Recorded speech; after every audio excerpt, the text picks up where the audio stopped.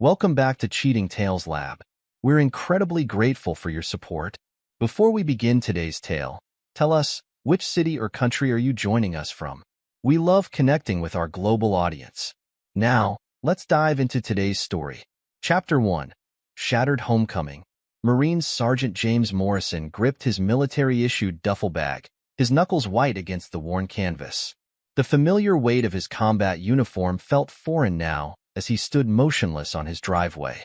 18 months of deployment, 3 months of being listed as missing in action, and countless battles had changed him. But nothing had prepared him for this moment. His son Tommy's innocent words pierced through his combat-hardened exterior like shrapnel. "Daddy's alive?" But Mommy and Uncle Steve already spent his death benefits. The 5-year-old's declaration hung in the air, each word a fresh wound. James had survived an ambush in the treacherous valleys of Afghanistan, watched his brothers in arms fall, and spent weeks evading enemy forces. He'd crawled through hell itself to make it back to base, driven by thoughts of his family. Now, standing before his own home, he realized he'd returned to a different kind of war zone. "Tommy, baby, come inside right now." Bethany's voice cracked with panic as she appeared at the doorway. Her face drained of color when she saw James. The designer handbag she clutched, one he'd never seen before, slipped from her grasp.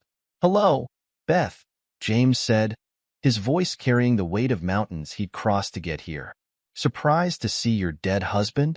Steve emerged behind her, his muscular frame filling the doorway. The same frame that had once spotted James during their high school football practice, the same hands that had helped carry James's gear during basic training, now possessively gripped Bethany's shoulder. "James, buddy, we can explain," Steve started. But James cut him off with a razor-sharp laugh. "Explain what, Steve? How you helped my wife cash in on my death while I was fighting to stay alive. How you moved into my house. How you're playing daddy to my son." Neighbors began emerging from their homes, drawn by the commotion. Mrs. Henderson, the elderly widow from next door who'd sent James care packages throughout his deployment, pressed her hand to her mouth in shock. The Wilsons across the street stood frozen on their porch, their teenage daughters recording everything on their phones. "I attended your funeral," Mrs. Henderson whispered, loud enough for everyone to hear. "We all did. 3 months ago, right here in town." James's jaw tightened. "A funeral? You organized a funeral for me?" His eyes locked onto Bethany, who shrank back against Steve. "They told us you were dead," Bethany stammered. "There was an explosion. There was an ambush," James corrected her, his voice deadly calm. "Martinez and Rodriguez died protecting our unit. I got separated during the firefight. But you didn't wait for confirmation, did you? Couldn't wait to declare me dead and move on."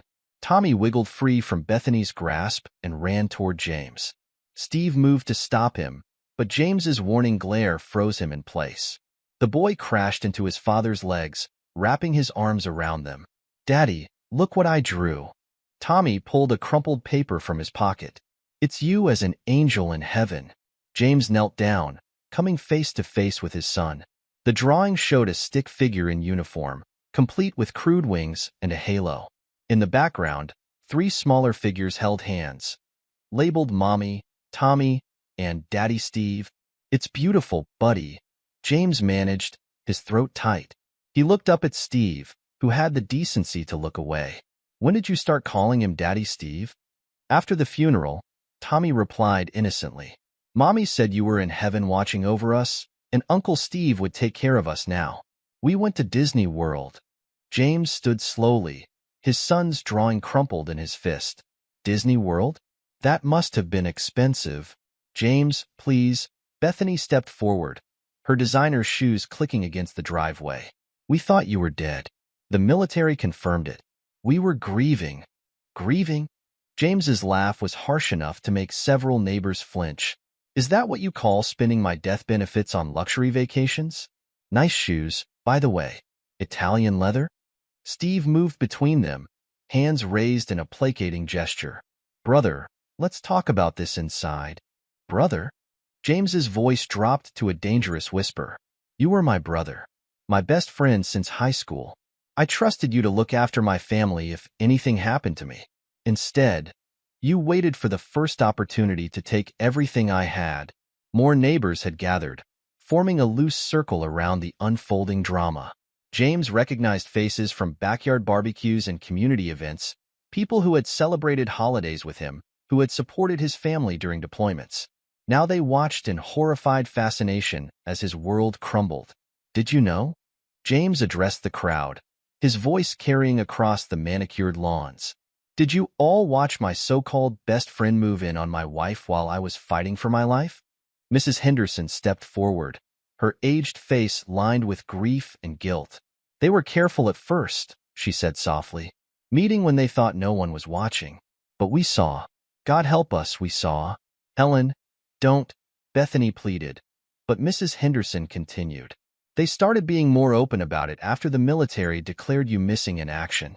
Steve resigned from his position and took a job at the insurance company. He helped Bethany with the paperwork to have you declared dead rather than missing. James turned back to Steve, his eyes cold. An insurance company? Let me guess. The same one that paid out my death benefits? Steve's silence was answer enough. Tommy tugged at James's uniform. Daddy, are you mad at Mommy and Daddy Steve? The innocent question cut through the tension like a knife. James looked down at his son, seeing confusion and fear in those familiar eyes, Bethany's eyes. No, buddy, James said softly. Daddy's just surprised. Why don't you go inside and play for a bit? The grown-ups need to talk. Promise you won't go back to heaven? James felt his resolve crack slightly. I promise, son. I'm not going anywhere.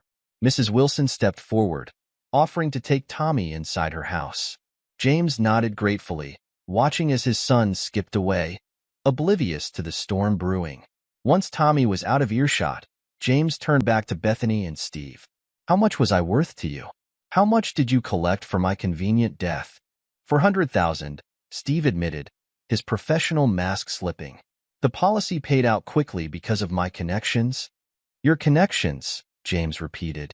So you didn't just help her spend my death benefits.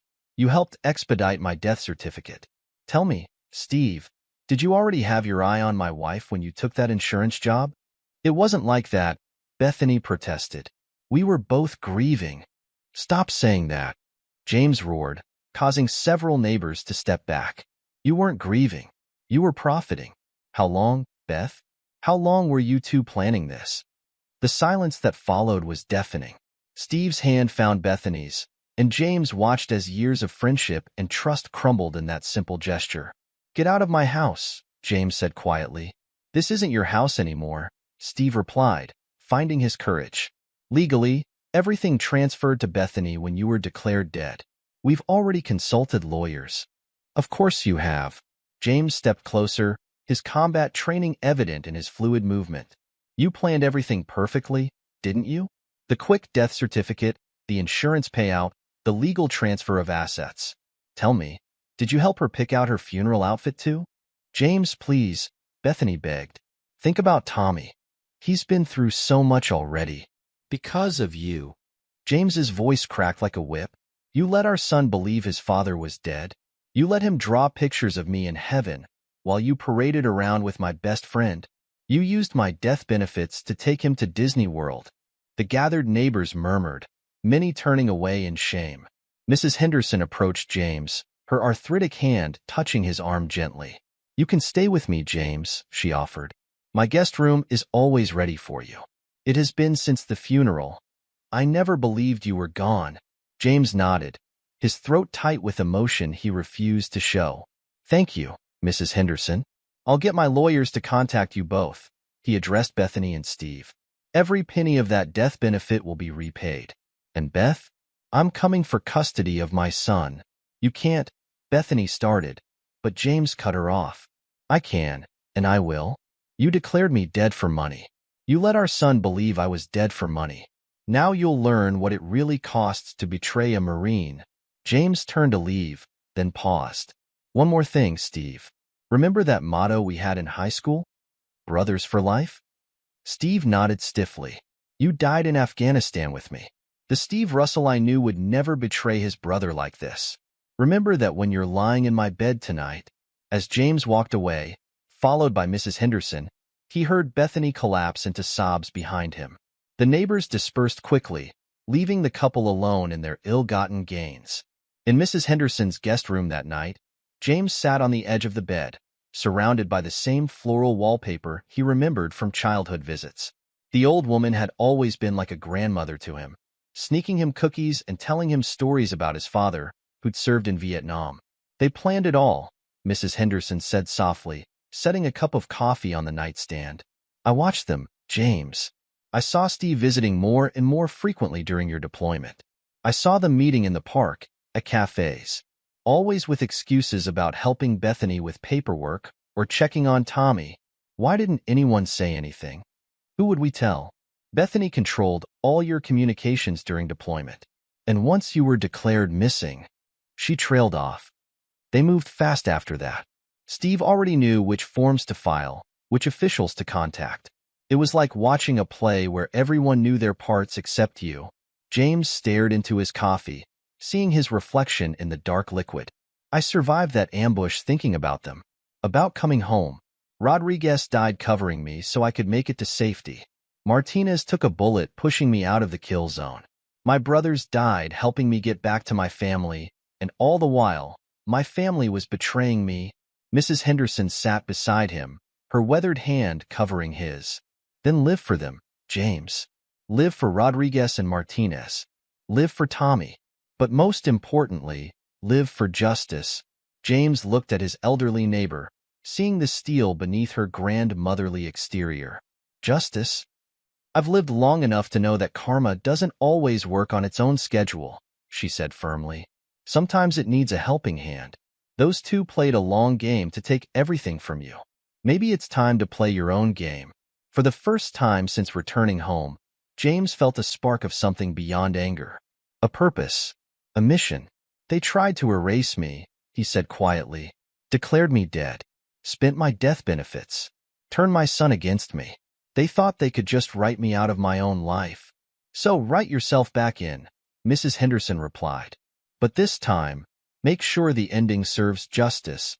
James nodded slowly, his military training already kicking in, analyzing angles, identifying objectives, forming strategies. Bethany and Steve had orchestrated his death for profit. Now he would orchestrate their downfall for justice. First, he said, standing up, I need to make some calls. Do you still have that old phone book? Mrs. Henderson smiled. Better. I have friends at the VFW who know excellent lawyers. Military lawyers who don't take kindly to people profiting from a soldier's supposed death. James looked at his elderly neighbor with new respect. She hadn't just offered him a room. She'd offered him a base of operations. Get some rest, she patted his hand. Tomorrow, we start planning your resurrection. And James? Welcome home, soldier. As Mrs. Henderson left the room, James pulled out his son's crumpled drawing. The stick figure angel in uniform stared back at him, a cruel reminder of how thoroughly he'd been betrayed. But angels were messengers of God, and some messages came with a reckoning. He would show them what it truly meant to have a ghost return from the dead. Chapter 2. The Bitter Truth. The Veterans Affairs office buzzed with fluorescent lit efficiency, but Rebecca Andrews felt anything but efficient as she reviewed the file before her. As a JAG officer, she'd seen her share of military benefit fraud cases, but this one made her blood boil. They didn't even wait for a body, she muttered, flipping through the expedited death certificate application. Her brother Michael had died in the same region where James Morrison had supposedly been killed. She knew the protocol, knew how long identification usually took. They had help, James replied, sitting ramrod straight in the plastic chair across from her desk. His uniform was immaculate, a stark contrast to the turmoil in his eyes. My friend Steve, he caught himself. Stephen Russell worked at Global Life Insurance. He knew exactly which strings to pull. Rebecca pulled up another document on her computer. Your wife Bethany filed for the death certificate just 2 weeks after you were declared missing in action. The standard waiting period is 1 year, unless there's irrefutable evidence of death. What evidence did they present? Satellite imagery of an explosion in your last known location, testimony from a local contractor about seeing American casualties, and... She paused, her face darkening. A sworn statement from your wife that she'd received personal effects confirmed to be yours. James leaned forward. What personal effects? Your grandfather's watch. The one you always wore on missions. The muscle in James's jaw ticked. I lost that watch during the ambush. It must have fallen off while we were taking fire. But how did they get it? Rebecca typed rapidly, pulling up more documents. According to the paperwork, it was recovered by a private military contractor and returned through official channels. The contractor's name is interesting. She turned the screen toward James. The contractor was listed as S. Russell Private Security. Son of a bitch, James breathed. Steve has a cousin who works private security in Afghanistan. They must have found my watch and... He trailed off, the implications hitting him. They used your lost watch to declare you dead, Rebecca finished. The insurance company fast-tracked the claim based on the death certificate and the physical evidence. $400,000 paid out within a month of your disappearance. James stood abruptly, pacing the small office. I was still out there, still fighting to survive. Rodriguez and Martinez died getting me to safety, and these people, my wife, my best friend, they were already dividing up my life like vultures. Rebecca watched him move, recognizing the contained fury in his movements. She'd seen it in her brother before his last deployment, that coiled energy of a warrior preparing for battle. There's more, she said softly. I had my contacts pull their financial records. They started spending immediately. $20,000 on a new car, $15,000 on home renovations, $30,000 on vacations. While I was eating rats and hiding in caves, James's laugh was bitter. What else? Rebecca hesitated, then pulled out another file. They've been busy socially too. Your neighbor Mrs. Henderson has been documenting everything. Apparently, she never bought their grief act. James took the file, leafing through pages of handwritten notes. Mrs. Henderson had recorded dates, times, locations, every interaction between Bethany and Steve going back months before James's deployment. Coffee meetings at Riverside Park, James read. Shopping trips to help with Tommy. Late-night visits to check on the house. That manipulative bastard was grooming my family before I even left. There's security camera footage too, Rebecca added. Mrs. Henderson's son works for the mall where Bethany and Steve like to shop. He kept copies of everything. The footage played silently on Rebecca's computer screen. Bethany and Steve walking hand in hand through the mall. Steve carrying Tommy on his shoulders. The three of them having lunch, laughing, looking like a perfect family. The timestamps, James noticed. These are from before I was declared missing. Rebecca nodded grimly. They weren't just opportunistic, James. This was premeditated. They planned your death even before you went missing. James stared at the footage, his hands gripping the edge of Rebecca's desk. How deep does this go? Your wife had a friend in military administration. Rebecca pulled up another document. Sarah Collins. She expedited the death certificate process, bypassed standard protocols. I've already flagged it for investigation. Sarah. James's voice was ice. She was at my wedding. Bethany's college roommate. She's agreed to cooperate in exchange for leniency. According to her statement, Bethany approached her about expediting death certificates 3 months before your deployment. She framed it as being prepared for the worst. James pushed away from the desk, his massive frame casting a shadow over Rebecca's office. Being prepared. They were preparing to erase me, to replace me. There's something else you need to see, Rebecca said, pulling a thick manila envelope from her drawer. Mrs. Henderson found these in your garage. Tommy's drawings. The envelope contained dozens of crayon drawings. James spread them across Rebecca's desk, each one a knife to his heart. The progression was clear, from pictures of Daddy fighting bad guys, to Daddy in Heaven, to My New Family, featuring Steve prominently. They coached him. James's voice was barely controlled. They coached my son to accept Steve as his father before I was even declared dead. Rebecca stood, moving around her desk. James, what they did. It's not just fraud. It's conspiracy. They manipulated the military death notification system, committed insurance fraud, and potentially interfered with military operations by declaring you dead while you were still in the field. They tried to kill me on paper because they thought I was already dead in reality, James said, gathering Tommy's drawings carefully. They built their new life on the assumption I'd never come back to expose their lies. But you did come back, Rebecca reminded him. And now we have evidence of their conspiracy. Multiple federal crimes. We can. No, James cut her off. Not yet. I need to understand everything first. Need to know how deep this betrayal goes. Who else was involved? Tommy's future depends on how we handle this. Rebecca studied him, recognizing the tactical mind at work. What's your plan? First, I need a place to stay. Mrs. Henderson's kind, but I need somewhere more permanent. Then I need access to Tommy, supervised visitation at minimum. Can you help with that? I can file emergency motions, Rebecca nodded. Your military status and the circumstances of their fraud should help. But James, they'll fight back. They have resources now. Your death benefits, Steve's insurance connections. James smiled, but it held no warmth. Let them fight. Let them spend every penny of my death benefits trying to keep what they stole. It'll make the evidence trail that much clearer. The veteran shelter on Pine Street has private rooms, Rebecca offered, run by ex-military. They'll understand your situation, give you space to plan. Perfect. Close enough to monitor them, far enough to think clearly. James gathered the evidence files. Rebecca, thank you. Not many lawyers would take this case. My brother died in those mountains. Rebecca's voice caught slightly. The same region where you went missing. He didn't make it back, but you did. Helping you get justice. It feels like honoring his memory. James nodded, understanding the weight behind her words. Your brother? Was he with the 10th Mountain Division? How did you know? They found me. A patrol from the 10th. Got me to the extraction point. I never knew their names, but... Rebecca's eyes widened. When? What date? March 15th. Just before sunrise. Rebecca sank into her chair, her professional demeanor cracking. Michael's last mission. His unit reported finding a surviving Marine, but the records were classified. That was you? Your brother's unit saved my life, James said softly.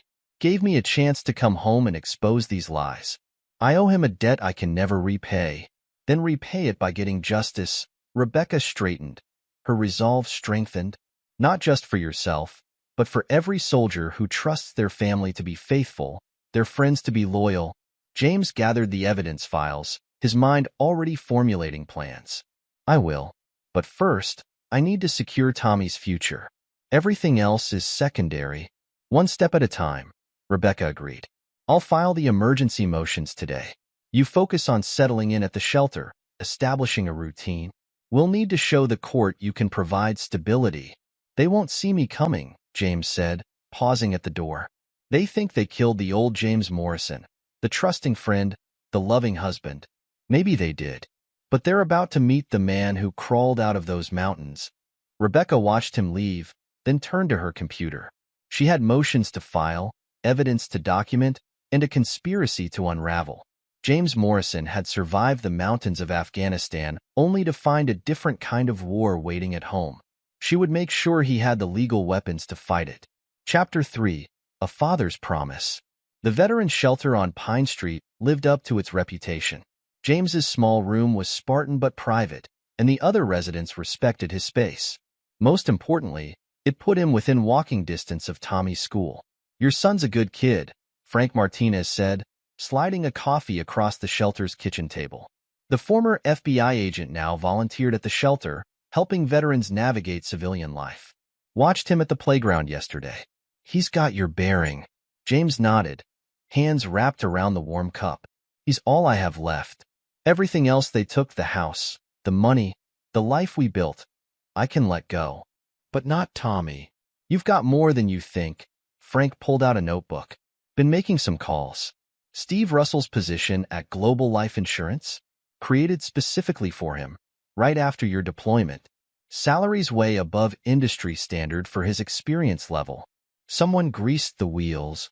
Several someones, Frank confirmed. Your wife's friend Sarah wasn't the only one helping them. There's a whole network of people who facilitated this fraud. People who looked the other way, expedited paperwork, broke protocols. James leaned forward. How high does it go? High enough to make it interesting. Global Life Insurance has a special division handling military death benefits. Steve's cousin, the one who found your watch? He's connected to 3 other cases of expedited death benefits. All military, all paid out unusually fast. They've done this before. James's voice was deadly quiet. Different variations, same basic scheme. Find deployed soldiers in high-risk areas, track their movements, wait for an opportunity. Your case was just more personal. James stood, pacing the kitchen. Other veterans gave him space, recognizing the contained fury in his movements. They used my deployment, my service, as cover for their affair. Used my military benefits to fund their new life. Used my son's grief as camouflage for their fraud. And they're still spending, Frank added, sliding over some photographs. New car, country club membership, private school enrollment for Tommy. They're establishing themselves as pillars of the community. The grieving widow and the supportive friend who found love through tragedy. James examined the photos. Bethany and Steve at charity events, playing the perfect couple. Tommy between them, wearing private school uniforms that probably cost more than James's monthly salary. They're using my death benefits to buy legitimacy, he realized. Making connections, building a social network. Making it harder for anyone to question their story. Smart play, Frank admitted. In a few months, they'll just be another successful couple. Your death will be a sad footnote in their love story. Unless I expose them, James finished. But it has to be done right. Tommy can't be collateral damage. Frank nodded approvingly. Now you're thinking like an investigator, not just an angry husband. What's your first move? Secure Tommy, James said firmly. Rebecca's filing for emergency visitation. Once that's established, I start documenting everything. Build a case that's not just about me, but about systematic fraud targeting military families. Good. Think bigger than personal revenge. You're not just fighting for your son. You're fighting for every soldier who trusts their family while serving their country. James picked up one of the photos. Tommy at a school event. Steve's hand on his shoulder where James's should have been. They're using my son as a prop in their performance, making him complicit in their lies. Kids are resilient, Frank offered. With the right support, right guidance, Tommy can understand. No, James cut him off. Tommy never learns the full truth. Never knows how thoroughly his mother betrayed his father. That's my burden to carry. Frank studied him over the rim of his coffee cup. And what burden do they carry? Justice, James said simply. Not revenge, justice. For my brothers who died getting me home. For my son who was forced to grieve a father who wasn't dead. For every military family they've targeted with their fraud. You'll need help. Frank pulled out a business card. Got a friend at the local paper. Loves exposing insurance fraud, especially when it involves veterans. Could be useful down the line. James pocketed the card. Media attention brings scrutiny. Scrutiny brings questions. Questions make people nervous. And nervous people make mistakes. Frank smiled grimly. You're learning. A knock at the kitchen door interrupted them. Rebecca stood there, legal documents in hand. Emergency visitation granted, she announced. 3 supervised visits per week, starting tomorrow. Tommy's school has been notified. James felt something tight in his chest loosen slightly. Thank you, both of you. I know taking on this case is the right thing to do, Rebecca finished. But James, there's something else. Something in Tommy's school records you need to see. She spread the documents on the table. Emergency contact forms, medical releases, school registration, all listing Steve as Tommy's father. Legal documents dated months before James was declared dead. They were erasing you before you even went missing, Rebecca said softly. Systematically replacing you in Tommy's official life. James stared at Steve's signature where his should have been, at the carefully crafted paper trail establishing Steve's paternal rights. Each document was another brick in the wall they'd built between him and his son. They thought of everything, he said quietly, except me coming back. That's their weakness, Frank pointed out. Their whole plan depends on you staying dead. Now that you're back, their foundation crumbles, Rebecca finished. Document they falsified, lie they told, dollar they spent. It all becomes evidence of conspiracy. James gathered Tommy's school papers carefully. They tried to erase me from my son's life. Used my military service as cover for their betrayal. Used my supposed death to steal my child. He looked at Rebecca and Frank, seeing allies where he'd expected to find only more betrayal. I made a promise to my brothers in Afghanistan. Said I'd get home to my family no matter what.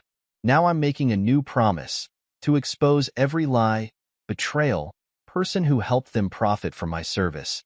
One step at a time, Rebecca cautioned. Tomorrow, focus on Tommy. Show the court you can be the father he needs. Everything else follows from that. James nodded, his mind already planning tomorrow's visitation.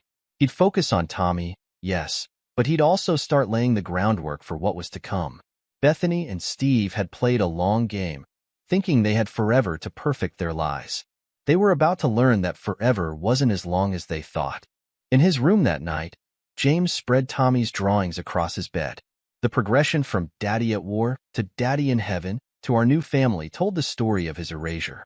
But there was one drawing he kept separate, the newest one, made just after his return. It showed 3 figures, Daddy in his uniform, Tommy holding his hand, and an angel watching over them. No Bethany, no Steve, just a father and son under heaven's protection. James pinned this drawing above his bed.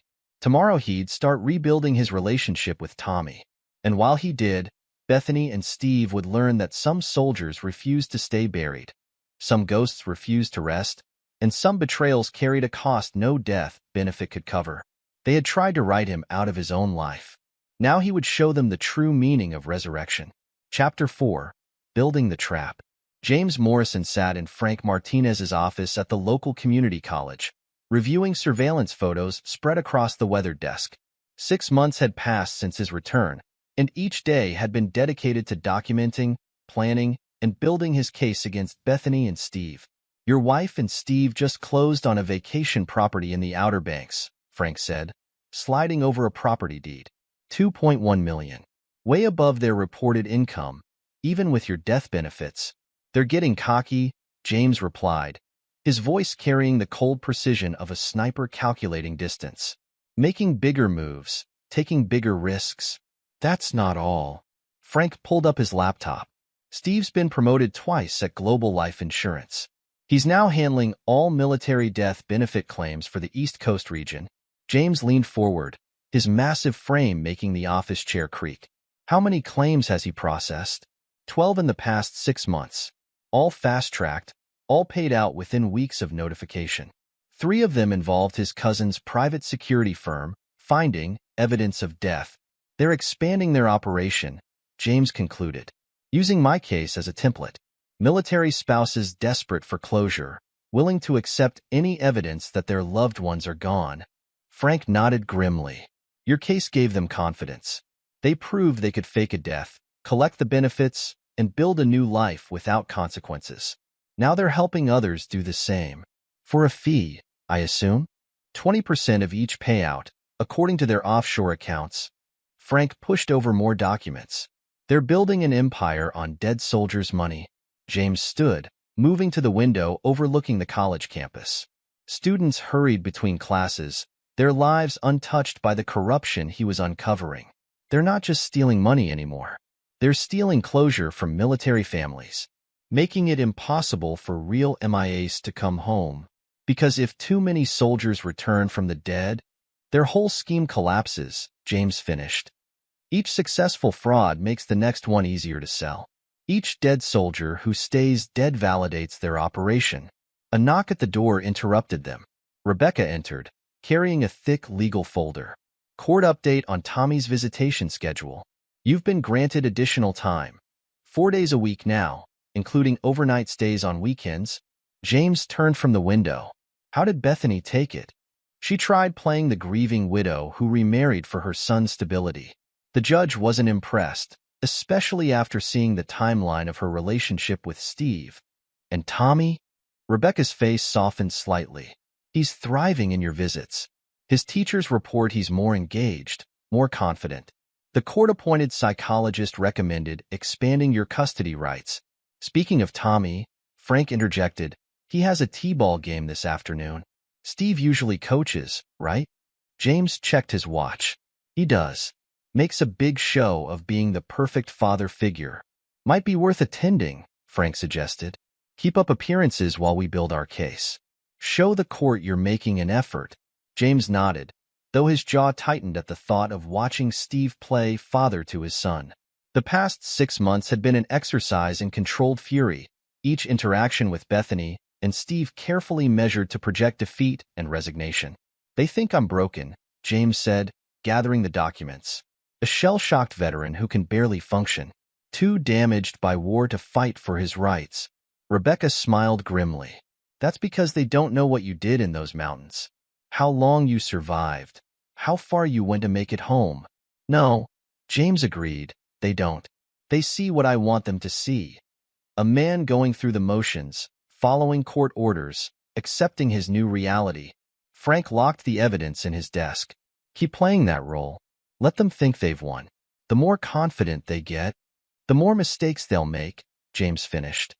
I learned in Afghanistan, the enemy is most vulnerable when they think they've already won. At the T-ball field that afternoon, James stood at the back of the bleachers, watching Steve coach Tommy's team. His son wore number 7, just like James had in Little League. Steve had dressed him in expensive gear, top-of-the-line equipment that probably came from James's death benefits. He's good with the kids, a mother next to James commented, not recognizing him. Such a blessing after what happened to Tommy's real father. Did you hear about that? Killed in action overseas. So tragic. James's hands gripped the metal railing. I heard. Must have been hard on the family. Oh, it was. But Steve stepped up, you know? Started dating the widow. Helped raise Tommy. They got married just last month. Private ceremony in the Bahamas. Romantic. Really. Finding love through tragedy. The Bahamas? James kept his voice neutral. Must have been expensive. They can afford it. I hear Steve's doing very well at his company. Something in insurance. The woman leaned closer, lowering her voice. Though between us, some people think they moved on awfully fast. The body wasn't even cold, so to speak. James watched as Steve demonstrated proper batting stance to Tommy, his hands positioning the boy's arms just as James had once imagined doing. Sometimes people surprise you with how quickly they can replace the dead. Tommy. Great hit, champ. Steve's voice carried across the field as James's son made contact with the ball. That's my boy. The words hit James like physical blows, but he maintained his facade of casual interest. 6 months of practice had taught him to channel his rage into patience, his betrayal into planning. After the game, Tommy spotted him and ran over, still in his uniform. Daddy, did you see my hit? I did, buddy. You're getting really good. James knelt to his son's level, conscious of Steve watching from the dugout. Uncle Steve, Daddy Steve, says I might make All-Stars next season. Tommy's innocent use of both titles twisted in James's gut. That would be amazing, champ. James forced a smile. Ready for our weekend together? I thought we could build that new Lego set you wanted. Tommy's face lit up, but Steve approached before he could respond. Great game, sport. Why don't you go get your gear while I talk to your father? James stood as Tommy ran off, using his full height advantage over Steve. 6 months ago, he would have struck his former friend down where he stood. Now he knew better. Patience was a weapon too. Didn't expect to see you here, Steve said, maintaining his coaching smile for any watching parents. Thought these games might be too stimulating for your condition. My condition? PTSD, survivor's guilt, adjustment issues, take your pick. That's what the court reports say, right? Poor damaged soldier struggling to reintegrate. James met Steve's gaze with the same look he'd given enemy combatants. You seem awfully confident for a man spending stolen money. Stolen? Everything we have is legal, documented, and approved by the proper authorities. Maybe if you'd actually died like you were supposed to, like the other soldiers whose death benefits you're processing?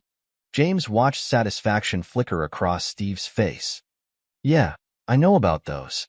Know about your cousin's company too. Must be convenient, having someone on the ground to find evidence. Steve's smile faltered slightly. Careful, James. False accusations can complicate custody arrangements.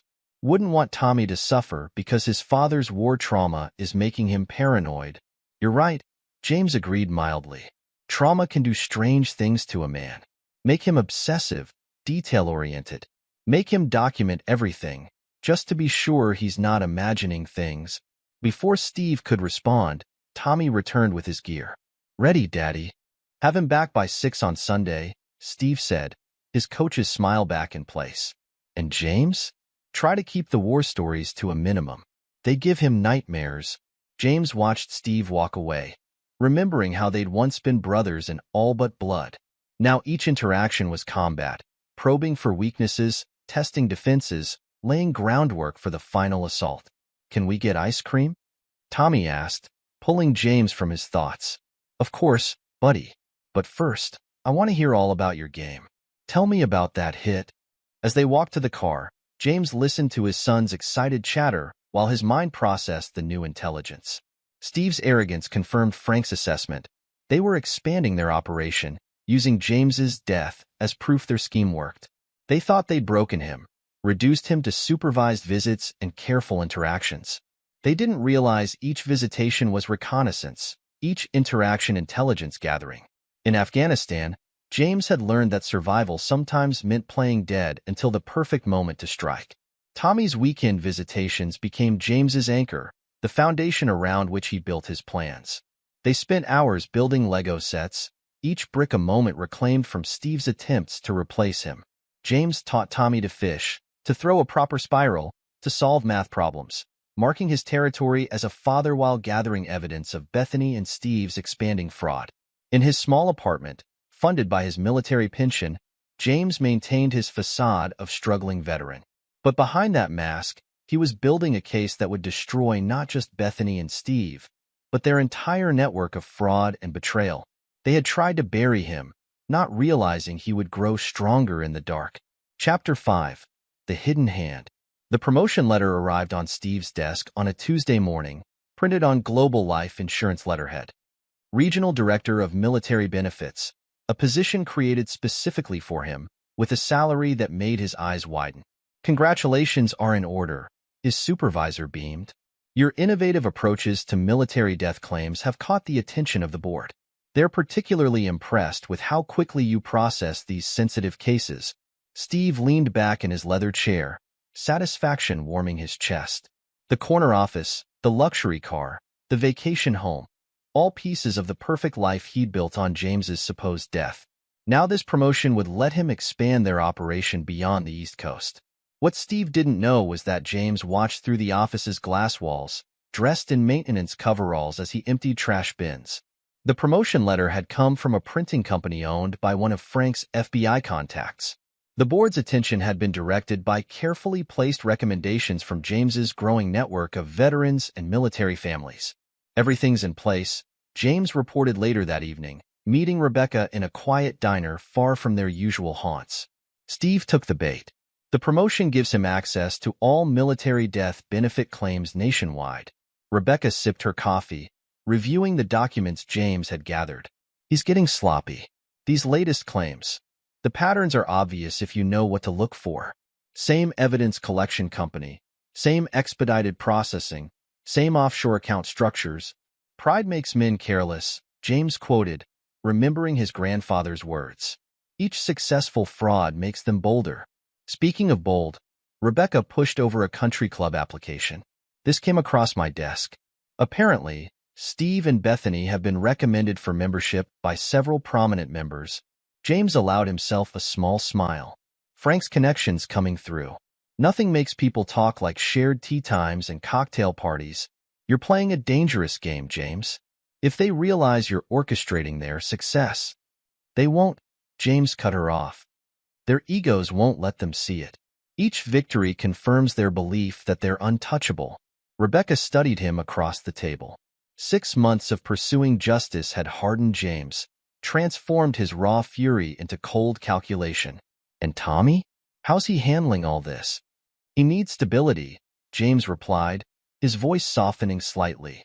That's why everything has to be perfect. When we move against them, the evidence needs to be overwhelming. No room for sympathy, no chance of recovery. The country club membership includes access to their charity foundation, Rebecca noted. They'll be expected to contribute, make appearances, network with influential members. Let them, James said. Let them build their social circle, establish themselves as pillars of the community. The higher they climb, the harder they fall, Rebecca finished. But James, be careful. This kind of long game, it can change a person. James met her concerned gaze. I changed the moment I came home to find my wife spending my death benefits with my best friend. Everything since then has been about making sure they face justice. Meanwhile, across town, Bethany and Steve celebrated their latest success over champagne in their newly renovated kitchen. The country club membership lay on their granite countertop, another trophy in their carefully curated life. To us, Steve raised his glass. From grieving widow and supportive friend to power couple of the year, Bethany clinked her glass against his, admiring how the diamond on her finger, bought with James's death benefits, caught the light. James would never have given me this life. He was too simple, too focused on duty and honor. Honor doesn't buy vacation homes, Steve smirked, or country club memberships. Speaking of which, did you see the member list? Some serious influence in those names. And now we'll be part of their circle, Bethany smiled. No more military housing, no more living on a sergeant's salary. We've moved up in the world.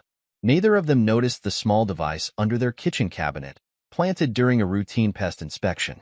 James listened to their conversation through his earpiece, each word fueling his resolve. The device is working perfectly, Marcus Hayes confirmed over the secure line. The computer security expert had helped James legally document Bethany and Steve's conversations, building a record of their betrayal. They really think they've gotten away with it. They think James Morrison died in those mountains, James replied. They're about to meet the man who crawled back. The next morning, Steve arrived at his new corner office to find an anonymous note on his desk. Congratulations on the promotion. Some soldiers don't stay dead. He crumpled the note, dismissing it as a prank. Unaware that his reaction had been captured by security cameras, James now had access to through his maintenance worker cover. Each move they made, thinking they were climbing higher, only tightened the noose James was carefully laying. Their success was his creation, their confidence his weapon, their arrogance his opportunity.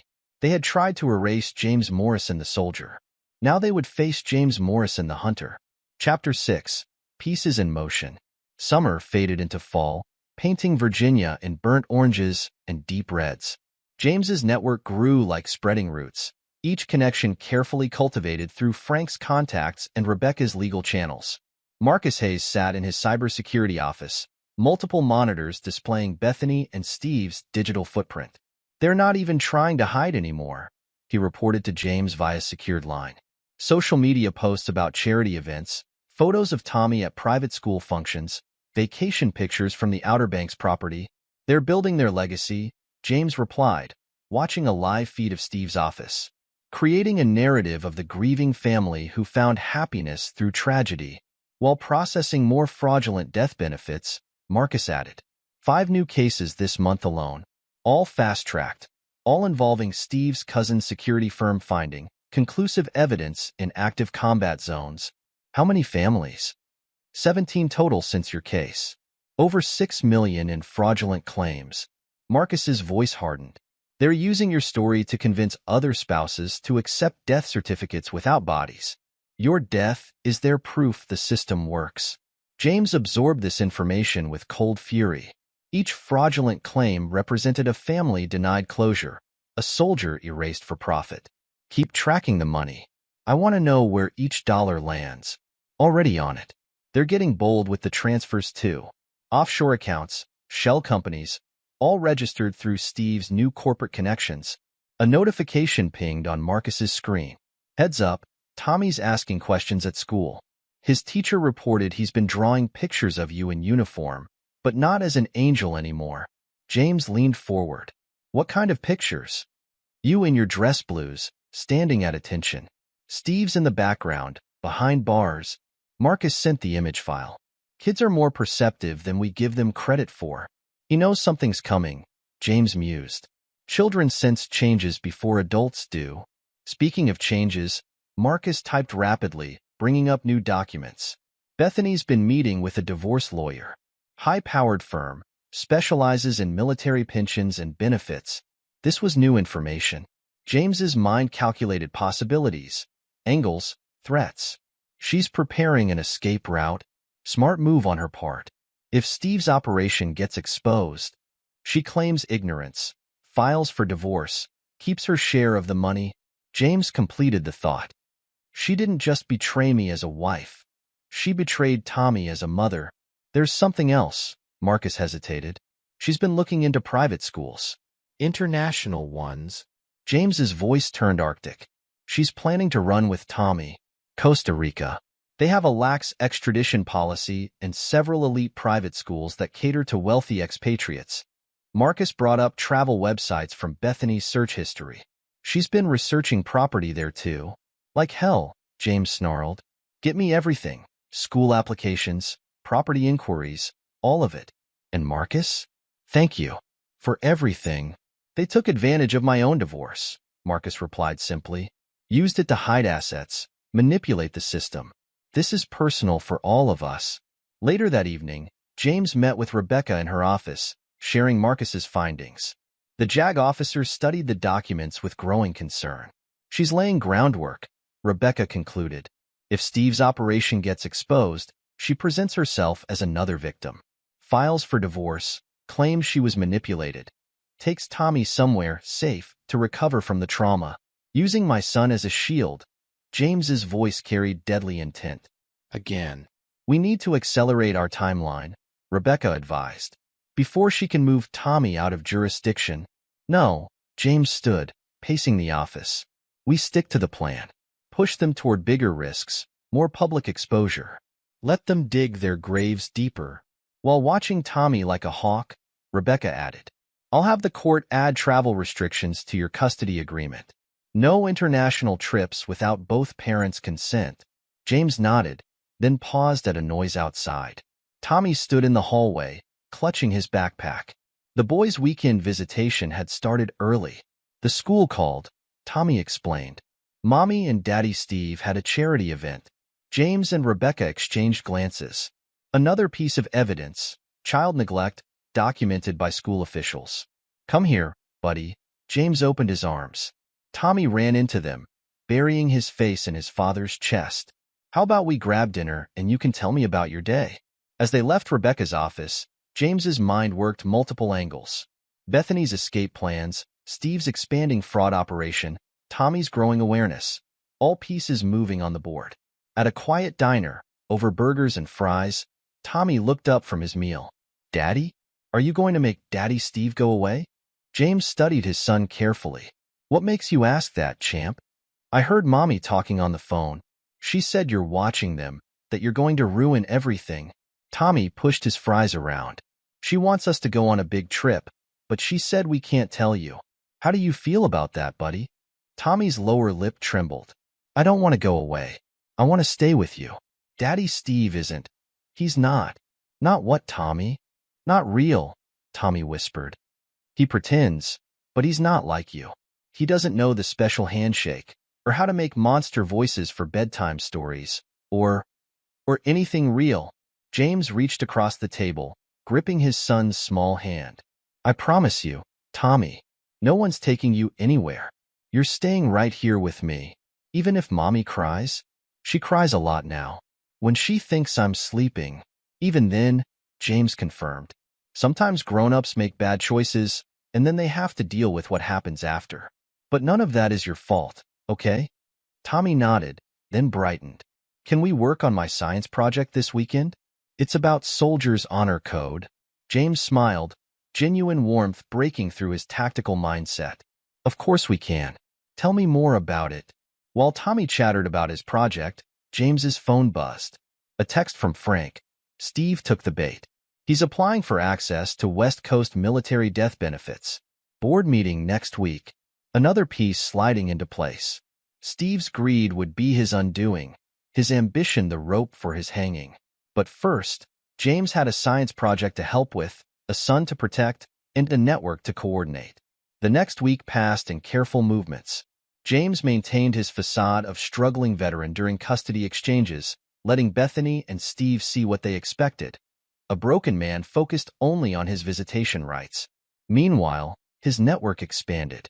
Marcus monitored their digital footprint, documenting every transaction, communication. Frank's FBI contacts built their case, connecting dots between fraudulent claims. Rebecca prepared legal documents, ready to strike from multiple angles. They're planning something big, Frank reported during their weekly meeting. Steve's been meeting with private banking officials, setting up new offshore accounts. Let me guess, James studied the surveillance photos. Preparing for the West Coast expansion, going after California military bases, Frank confirmed. Lots of deployed personnel, lots of potential targets. How many families have they destroyed already? Rebecca asked softly. How many soldiers' memories have they corrupted for profit? Too many, James replied. But it ends with them. No more false death certificates, no more stolen benefits, no more erasing soldiers for profit. The pieces were in motion now, each player moving according to James's careful choreography. Bethany and Steve thought they were expanding their empire, unaware that each step forward brought them closer to destruction. They had tried to write James out of his own life. Now he would write the ending to their story, and it would be one the military community would never forget. In his small apartment that night, James reviewed Tommy's completed science project, a presentation on military honor, loyalty, and sacrifice. His son had interviewed him about his service, about what those values meant in real life. A soldier's honor isn't just about fighting, James had explained. It's about standing up for what's right, protecting those who can't protect themselves, and never, ever betraying your brothers in arms. Tommy had nodded solemnly, writing in his careful child's handwriting. Honor means keeping your promises, even when it's hard. How right his son was.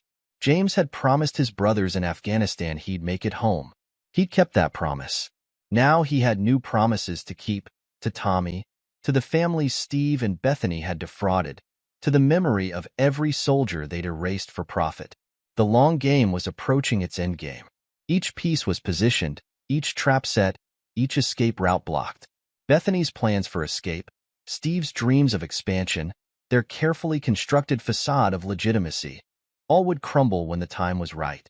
They thought they'd buried a soldier and inherited his life. Instead, they'd awakened a force of reckoning, and its patience was running out.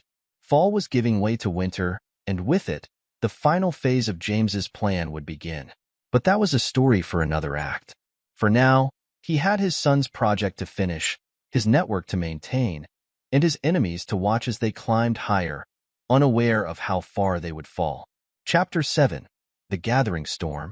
The annual Veterans Day celebration transformed the country club into a showcase of wealth and pretense. Crystal chandeliers reflected off polished surfaces while string quartet music drifted through the air. James observed it all from his position near the kitchen entrance, dressed in catering staff attire. Target acquired. Marcus's voice came through his earpiece. Steve and Bethany just arrived. They're working the room clockwise, starting with the major donors. Status on FBI teams? James asked quietly, adjusting a tray of champagne flutes. In position. Agent Thompson has 4 teams on standby. Mrs. Henderson and the neighbors are seated at table 6, all evidence documented and ready. JAG officers are spread throughout the crowd. James watched Steve guide Bethany through the gathering, his hand possessive on her waist. They dressed for their roles, him in a tailored tuxedo that probably cost more than a month of military pay, her in a designer gown bought with death benefits meant to support a soldier's family. My brave Steve, Bethany's voice carried as they passed James. The way you've helped so many military families find closure. You're an angel, just doing what James would have wanted, Steve replied, his practiced humility making James's jaw clench. Supporting our veterans, helping their families move forward. Frank's voice crackled in the earpiece. That's 17 people so far who've mentioned their charitable work. All on record. James moved through the crowd, invisible in his server's uniform. He caught fragments of conversations, each one feeding his cold rage. Such a touching story, a society matron gushed. Finding love after such tragedy. And so generous with the veterans' causes, her companion added. They say Steve's processed over $20 million in death benefits this year alone. Bethany's been a rock for other military widows, another guest commented, showing them how to move forward, find happiness again.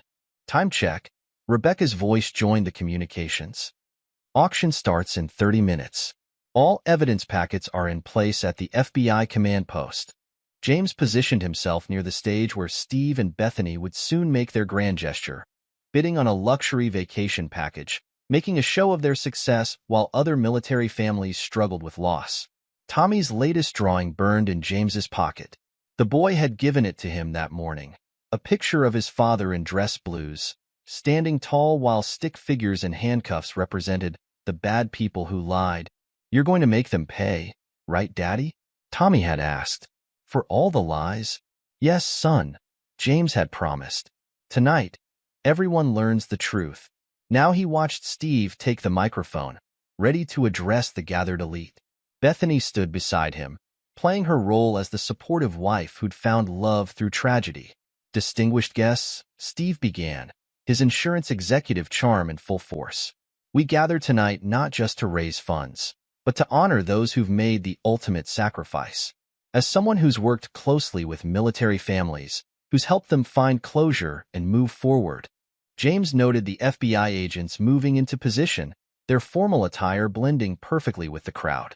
Mrs. Henderson sat with other neighbors who documented Bethany and Steve's betrayal, their evidence ready to support federal charges. When I lost my best friend James Morrison in Afghanistan, Steve continued, his voice thick with fabricated emotion, I promised to look after his family, to help his widow and son build a new life. Package incoming, Marcus reported. Global Life Insurance internal documents, proving Steve created fake death certificates for multiple soldiers. Uploading to FBI servers now. James touched his earpiece. Surveillance footage? All archived, Frank confirmed. Steve's meetings with his cousin about planting evidence, Bethany's calls about expediting death certificates, their conversations about expanding the operation to the West Coast. Rebecca's voice joined in. JAG officers are in position.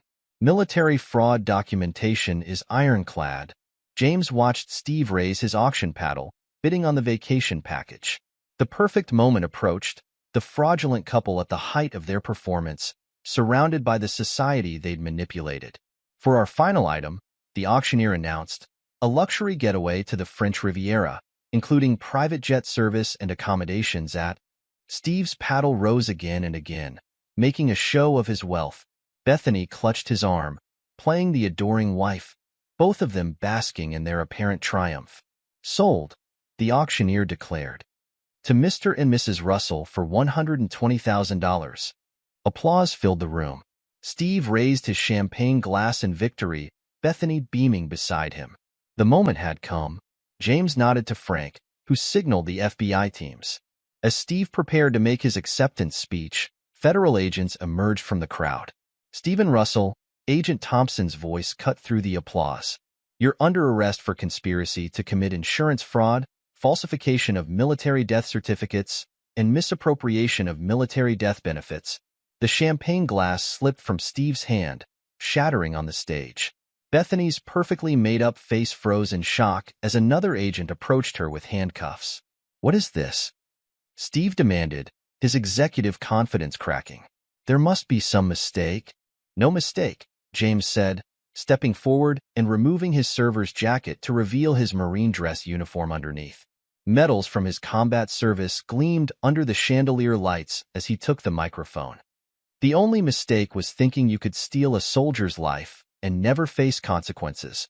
The room fell silent as James addressed the stunned crowd, his voice carrying the weight of mountains and battles and betrayal. Some of you attended my funeral, he began, his cold gaze sweeping the gathering. You mourned with my son, who was told his father died a hero. Instead, his father was fighting to get home while his mother and my best friend cashed in on my supposed death. Bethany tried to step forward. James, please, I can explain. Explain what? His voice cut like a combat knife. How you declared me dead while I was still fighting to survive. How you spent my death benefits on vacations while my son drew pictures of his father in heaven. Or how you and Steve turned my death into an industry, helping other wives collect benefits for soldiers who might still be alive. The assembled guests drew back from Bethany and Steve as if their betrayal was contagious. Society matrons who'd praised their charity work now whispered behind manicured hands. Business leaders who'd welcomed Steve into their clubs suddenly found the floor fascinating. Mrs. Henderson stood, her aged voice carrying moral authority. We saw it all. The affair before deployment, the rushed death certificate, the spending sprees. We documented everything. 23 families, Frank added, stepping forward to display documents. 23 soldiers declared dead through Mr. Russell's insurance division, all processed with falsified evidence from his cousin's security firm. Rebecca joined them, legal files in hand. The evidence trail is comprehensive. Bank records, surveillance footage, witness statements, documenting systematic fraud targeting military families. Steve's arrogance finally shattered. You orchestrated this? The promotion, the country club membership? I learned in the mountains, James replied, his voice arctic. Sometimes you have to play dead to survive. You taught my son I was dead, spent my death benefits, erased me from his life. Now you learn what it means when the dead come back. As FBI agents led them away, Bethany's mascara traced black tears down her face.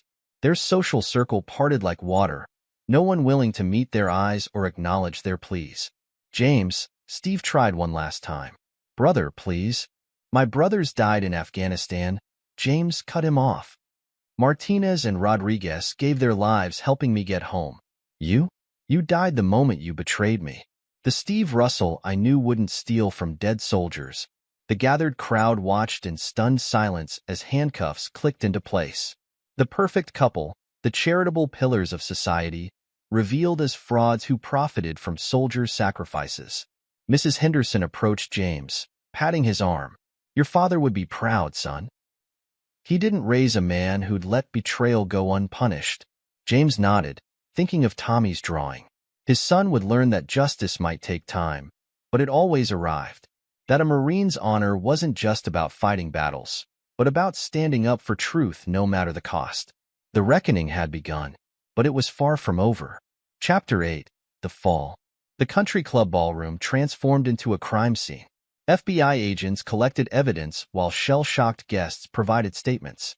James stood with Rebecca and Frank, watching their months of planning unfold. Full confession from Steve's assistant, Frank reported, checking his phone. She's detailing how they identified potential targets. Soldiers in high-risk areas, minimal family connections, deployed to regions where verification would be difficult. And Bethany's friend in military administration? Rebecca asked. Singing like a bird, Frank confirmed. Apparently, she wasn't the only one they had on payroll. Steve built a whole network of corrupt officials to expedite death certificates. James watched Bethany through the glass doors of a side room, where FBI agents took her statement. Her designer dress and perfect makeup couldn't hide her desperation now. You have visitors, Marcus said through the earpiece.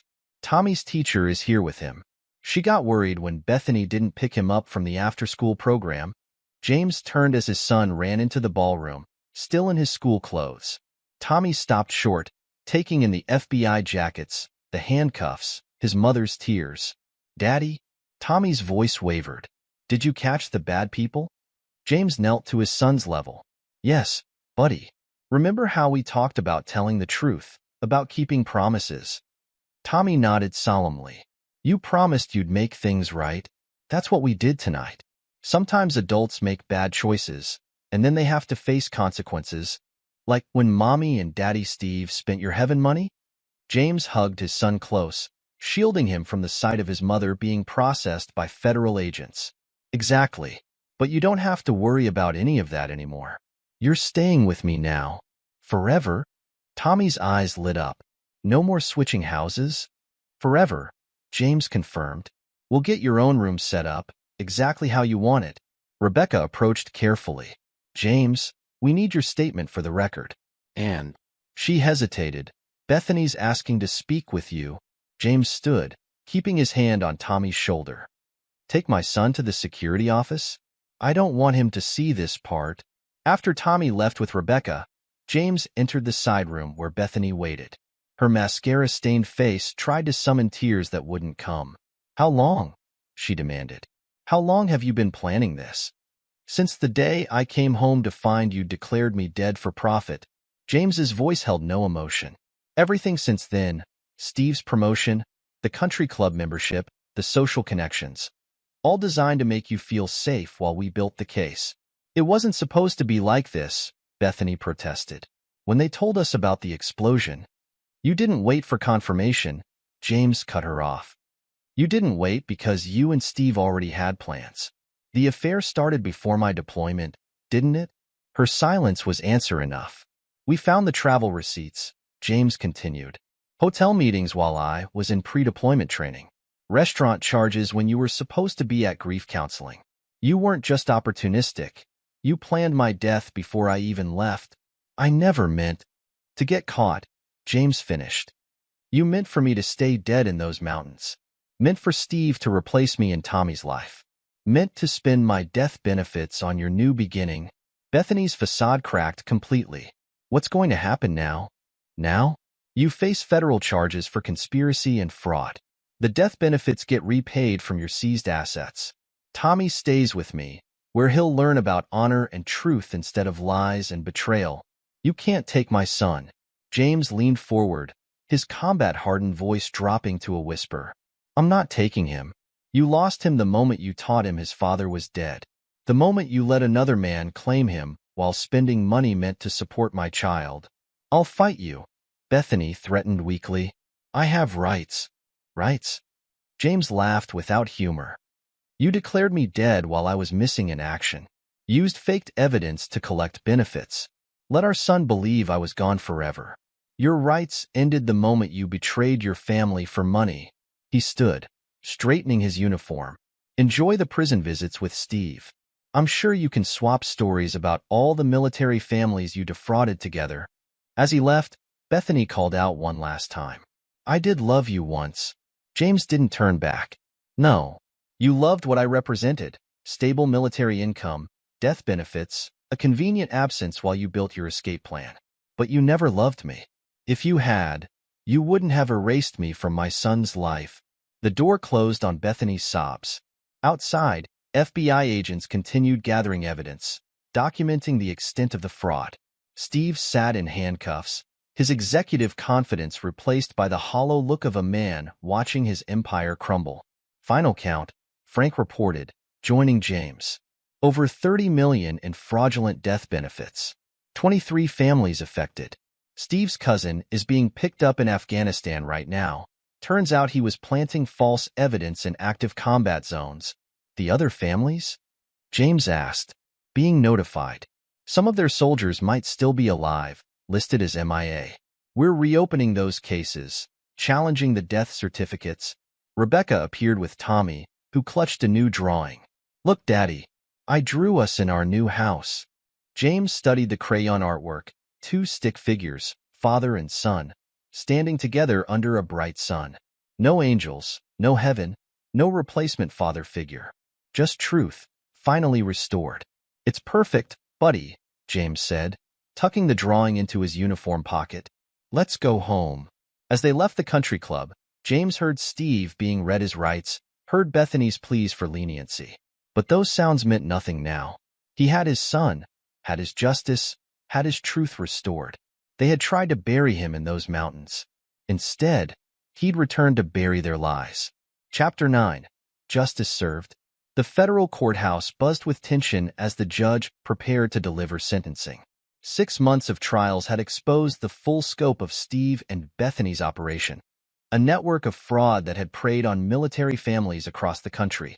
James sat in the front row, dress uniform pressed to perfection, Tommy beside him in a miniature suit. Rebecca occupied the seat on Tommy's other side, legal papers organized in her lap. "All rise." The bailiff called as Judge Marshall entered. Steve and Bethany stood with their attorneys, both wearing prison orange instead of designer clothes. Their appeals had failed, their attempts to shift blame rejected by mountains of evidence. "Before delivering my sentence," Judge Marshall began, "I want to address the scope of these crimes. This wasn't simply insurance fraud. This wasn't merely theft. This was a systematic betrayal of everything we owe our military families.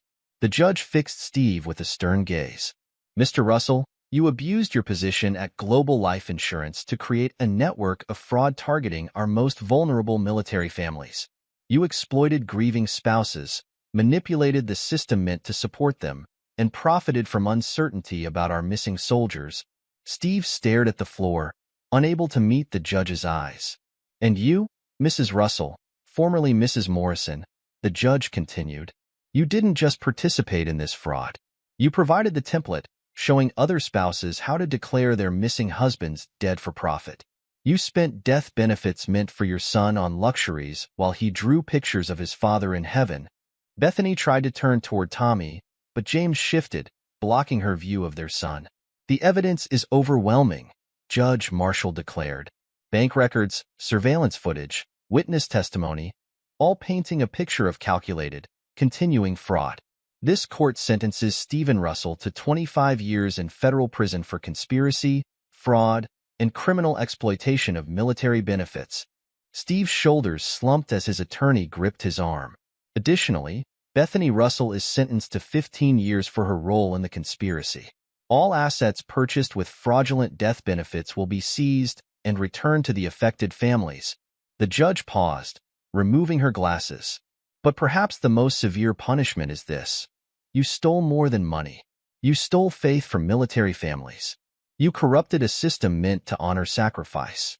You taught a child to believe his father was dead while spending the money meant to support him. No prison sentence can fully repay that debt. As the bailiffs led Steve and Bethany away, James felt Tommy grip his hand. They're going to jail? Tommy asked quietly. Yes, buddy. For a long time. Good. Tommy nodded with a child's simple sense of justice. They told lies about you being dead. Rebecca gathered her files, her voice professional despite the emotion in her eyes. The seized assets will help other military families. Some soldiers declared dead might still be out there, fighting to come home like you did. Outside the courthouse, reporters gathered for statements. Frank stepped forward to handle the press, while James shielded Tommy from the cameras. This case represents the largest military benefits fraud ever prosecuted, Frank announced. Thanks to Sergeant Morrison's dedication, we've exposed a network that preyed on military families during their most vulnerable moments. James led Tommy to their car, leaving the media circus behind. His new home waited, a modest house bought with his military pension, not stolen death benefits. Tommy's room was already decorated with Marine Corps memorabilia and his drawings, each one showing father and son together. Can we get pizza? Tommy asked as they drove home. To celebrate the bad people going to jail? James smiled. Sure, champ. But first, there's something I want to show you. They stopped at a small military cemetery. James led Tommy to two graves, Martinez and Rodriguez, the brothers who died helping him get home. These men believed in honor, James explained, straightening small American flags by each headstone. They gave their lives so I could return to you. That's why we had to stop people like Mommy and Steve, because they disrespected sacrifices like this. Tommy placed a hand on Rodriguez's headstone. They were heroes? Yes. Real heroes who understood loyalty and truth. Not people who pretend to honor soldiers while stealing from their families. At home later, over pizza, Tommy looked up from his drawing pad. Daddy, are you gonna marry Miss Rebecca? James nearly choked on his slice. What makes you ask that? She looks at you like those princesses look at princes in my books.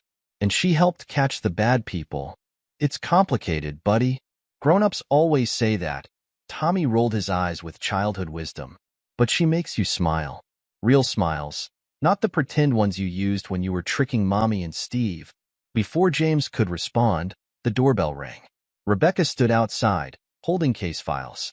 Final paperwork on the asset seizure, she explained. And, she hesitated. I thought you both might want company for dinner. Tommy grinned triumphantly. We have pizza, and I'm drawing our new family. James met Rebecca's eyes over their son's head. She'd stood with him through the darkest moments, helped him reclaim his life and protect his son.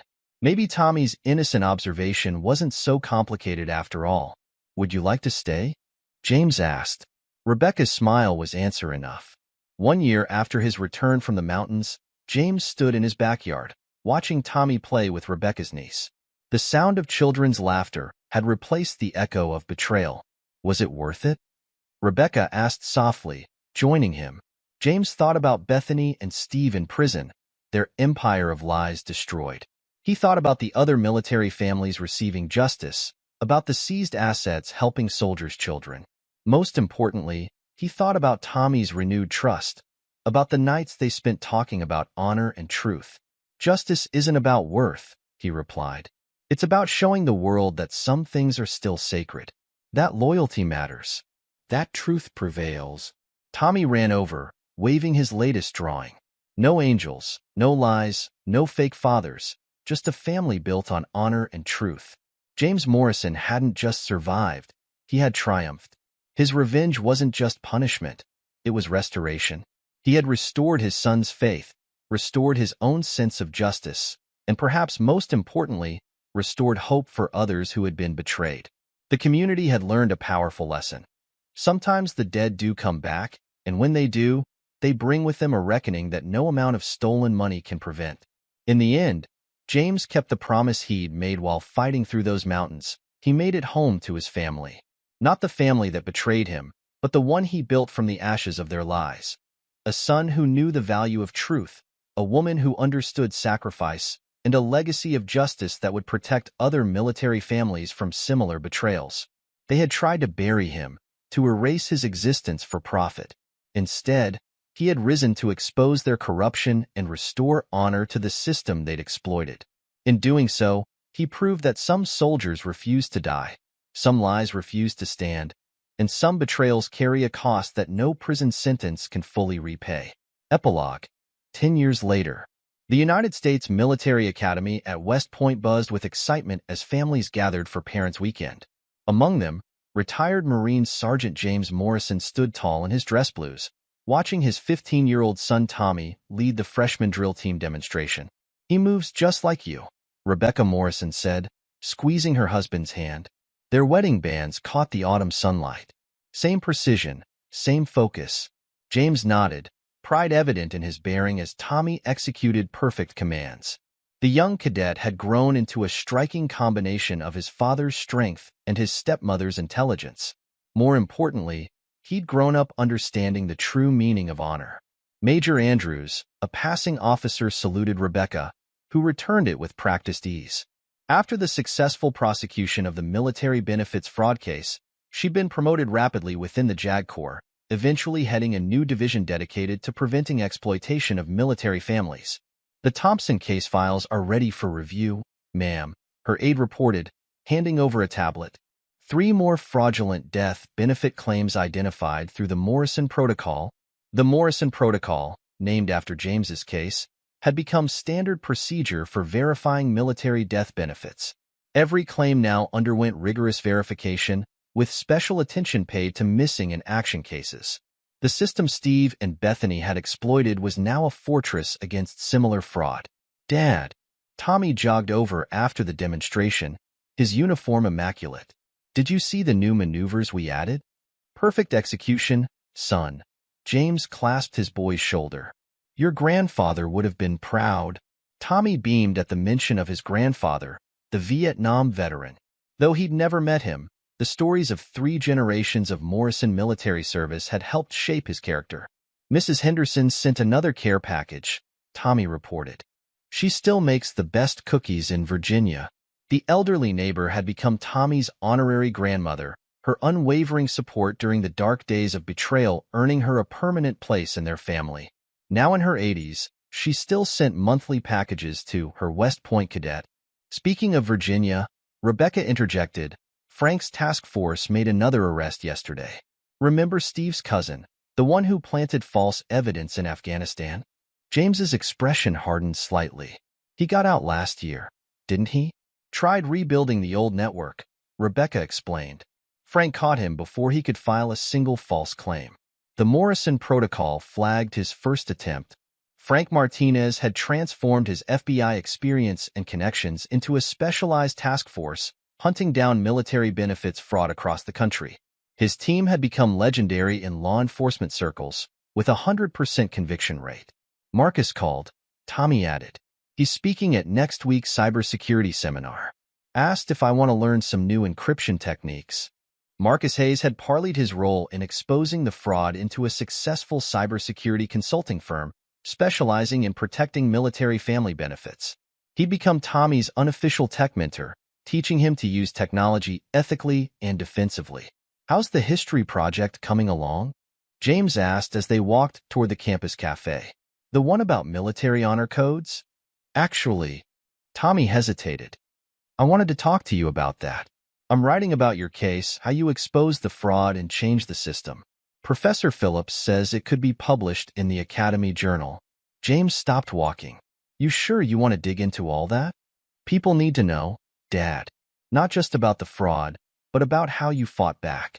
How you protected other military families. Tommy's voice carried conviction beyond his years. Besides, Bethany and Steve are still in prison. Their story needs to be a warning. The mention of his ex-wife and former best friend didn't sting anymore. Bethany had served 8 years before being released on parole, now working a minimum wage job in Nevada. Steve remained in federal prison, his appeals exhausted, his empire of fraud dismantled. The warning's already working, Rebecca noted. Military benefit fraud is down 90% since your case. The Morrison Protocol has saved hundreds of millions in false claims. They reached the cafe, finding their usual table. Tommy excused himself to join his classmates, his straight posture and confident stride reflecting his upbringing. He's going to make an incredible officer, Rebecca said softly. James watched his son, remembering the confused 5-year-old who'd drawn pictures of his father in heaven. He learned the hard way that honor isn't just about following rules. It's about standing up for what's right, no matter the cost. Speaking of standing up, Rebecca checked her phone. Sarah Collins is being released next month. James raised an eyebrow. Bethany's friend who had helped expedite his death certificate had served 5 years for her role in the fraud. She's still cooperating? Teaches anti-fraud seminars to military administration staff. Her testimony has helped convict 12 other conspirators from the old network. Their conversation paused as a group of cadets stopped by their table, eagerly greeting Tommy's parents. James's case had become required study at the academy, an example of how honor and persistence could overcome betrayal and corruption. Sergeant Morrison, one cadet asked, is it true you maintained your cover for 6 months while building the case? 7 months, James corrected. The hardest part wasn't playing weak. It was watching them spend money meant for military families while pretending I didn't care. But you cared enough to change the whole system, another cadet noted. The Morrison Protocol protects all of us now. After the cadets left, Rebecca touched James's arm. They're why it was worth it. Each cadet who learns from your case is another defender against corruption. James nodded, watching Tommy lead his study group. His son had chosen to follow family tradition into military service, but with a deeper understanding of what that service meant. He'd grown up watching his father fight not just for personal justice, but for systemic change. Did you see Tommy's latest letter to Mrs. Henderson? Rebecca asked. He's teaching other cadets about maintaining connections with their communities, especially elderly neighbors who support military families. She changed everything, James acknowledged. Without her documentation of Bethany and Steve's betrayal, without her support when I came back, she's the reason Tommy understood what real loyalty looks like. Their phones buzzed simultaneously, a news alert. Another fraud ring had been busted, this one operating out of Texas. The Morrison Protocol had flagged suspicious death benefit claims, triggering an investigation that saved millions in military family support funds. Your legacy? Rebecca squeezed his hand. Not just Tommy, but all these systems protecting military families. The networks supporting returning soldiers. The protocols preventing fraud. James thought about the long road from those Afghan mountains to this moment. He'd returned to find his life stolen, his son taught to believe he was dead, his wife and best friend profiting from his supposed death. But from that betrayal had come something powerful, a transformation of the system itself. The afternoon sun slanted across the academy grounds as families began gathering for the evening parade. Tommy rejoined them, now accompanied by Rebecca's niece Maria. a sophomore cadet who'd been inspired by her aunt's legal career to study military justice. "Uncle James," Maria said, "my ethics professor wants to interview you for her book. It's about moral courage in military families." "Another book?" Tommy grinned. "Dad's case is already in 3 textbooks and 2 documentaries." "Because it changed everything," Maria insisted. "Not just catching the bad guys, but fixing the system so it protects people better." James watched the interaction between his son and niece, seeing the next generation of military leaders developing their own understanding of honor and justice. They'd grown up knowing his story not as a tragedy of betrayal, but as a testament to resilience and systemic change. "The FBI training program still uses your case study," Rebecca added. "Frank says it's the perfect example of how patience and planning can bring down entire criminal networks." "It wasn't about revenge," James said quietly. "It was about making sure no other soldier came home to find their death benefits spent, their child taught to believe they were dead, their sacrifice exploited for profit." Tommy checked his watch. "We should head to the parade grounds. My squad's leading the colors ceremony."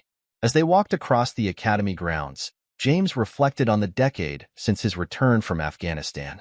The betrayal that could have destroyed him had instead forged something stronger, a family built on real honor, a system reformed to protect the vulnerable, a son who understood the true meaning of service.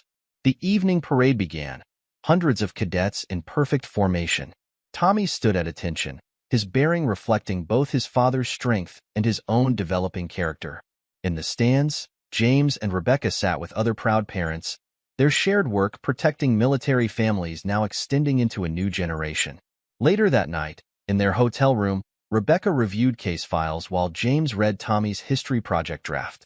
"He's included everything," James noted. "The initial betrayal, the long game of gathering evidence, the final takedown at the country club. But he's focused on the reforms that followed, not just the revenge."